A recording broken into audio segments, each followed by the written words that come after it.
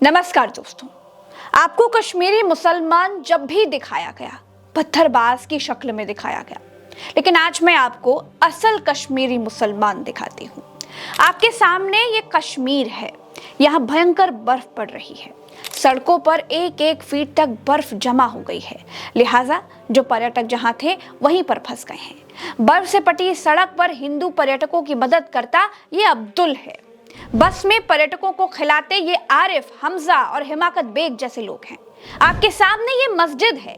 गोदी मीडिया ने आपको मस्जिद के भीतर आतंकी, जिहादी, थूकने वाले तबलीगी दिखाए हैं ना। बहुतों ने मस्जिदों और मदरसों को आतंक के अड्डे बताए हैं।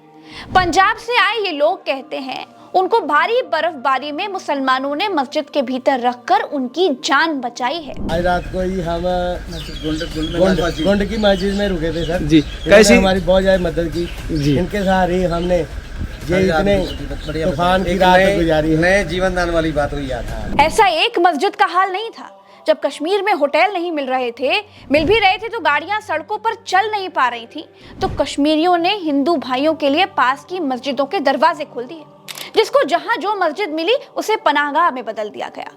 उत्तर प्रदेश के कुंभ में मुसलमानों के आने पर रोक लगाने वालों तक मेरा ये वीडियो जरूर पहुंचाइएगा। तो मुसलमानों को गंगा में नहाने से रोकते हो, गंगा किनारे लगे मेले में आने से रोकते हो, लेकिन मुसलमान संकट के समय तुम्हें मस्जिदों में भी पनाह देने से नहीं हिचकते। सिर्फ मस्जिद ही नहीं, हिंदू पर्यटकों को बर्फबारी से बचाने के लिए, बर्फीले तूफान से उनकी जान को बचाने के लिए आम कश्मीरियों ने अपने घर के दरवाजे तक खोल दिए। ये एक आम कश्मीरी भाई का घर है। बैठने के लिए घर में जगह भले ही कम हो, लेकिन इतना बड़ा दिल दिखाकर ही इन लोगों ने हिंदू भाई बहनों का दिल जीत लिया। ऐसे लोग मैंने दुनिया में आज तक नहीं देखे जो इतनी मदद करते हैं। प्रज्ञा मिश्रा का ये वीडियो सारे नफरती बाबाओं तक जरूर पहुंचाइएगा।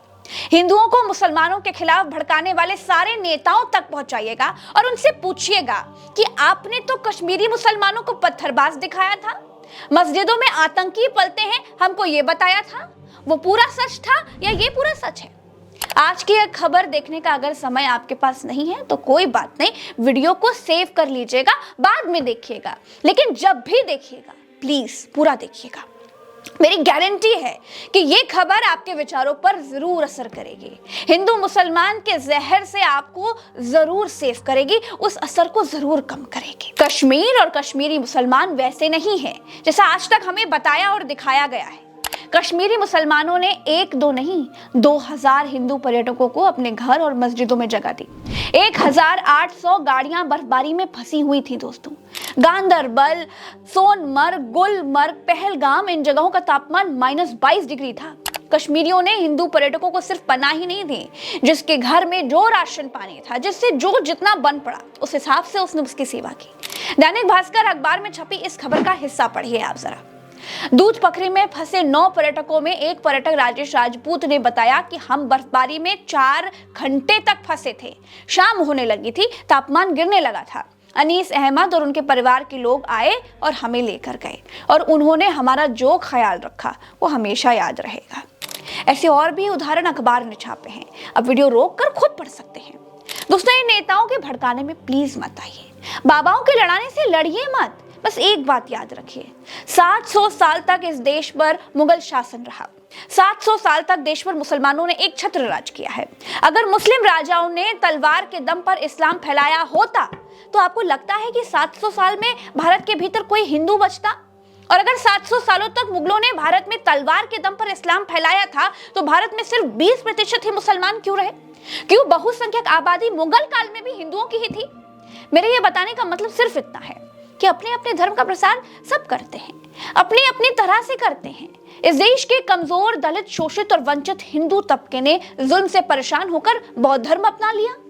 उस पर कोई बाबा, कोई नेता, कोई कुछ नहीं बोलता, लेकिन मुसलमानों के नाम पर यह सब आपको भड़काने के लिए चले आते हैं। मस्जिदें खोदने के इस अमृत काल में हो सकता है आपको प्रज्ञा मिश्रा की बात पसंद ना आए, लेकिन तब भी मेरी आखिरी कोशिश यही रहेगी कि मैं चींटी जितने प्रयास से अगर मुट्ठी भर लोगों के दिमाग को भी अगर नफरत के जहर से निकाल पाऊं तो मैं खुद को बड़ा सौभाग्यशाली समझूंगी। नमस्कार। प्रज्ञा के पन्ना चैनल को अगर आपने सब्सक्राइब नहीं किया है तो सब्सक्राइब करते जाइएगा। सब्सक्राइब करने से ही सच्चे साथियों की सही संख्या का अनुमान लग पाता है दोस्तों। नमस्कार।